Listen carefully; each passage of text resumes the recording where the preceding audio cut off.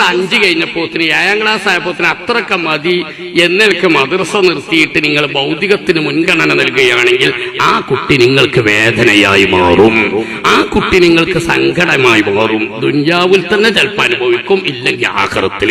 ഞാൻ പേടിപ്പിക്കാൻ വേണ്ടി പറയല്ല.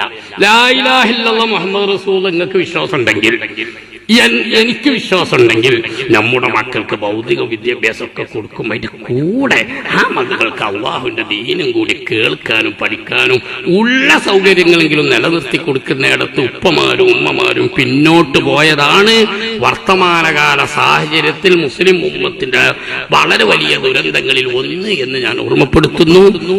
ഇനി SLC ഒക്കെ കഴിഞ്ഞ അല്ലെങ്കിൽ 8ാം ക്ലാസ്സിലേക്കായ മക്കളൊക്കെ നിങ്ങൾക്ക് ഉണ്ടെങ്കിൽ ദുനിയാവും ആഖിറവും ഒന്നിച്ച് പഠിപ്പിക്കാനുള്ള ഒരുപാട് സൗകര്യങ്ങളുണ്ട്. താല്പര്യം ഉണ്ടെങ്കിൽ അതൊന്ന് ഉപയോഗപ്പെടുത്തിയാൽ നമ്മുടെ മക്കൾക്ക് കുറച്ച് അള്ളാഹുവിന്റെ ദീനിനെ കുറിച്ച് പഠിക്കാം.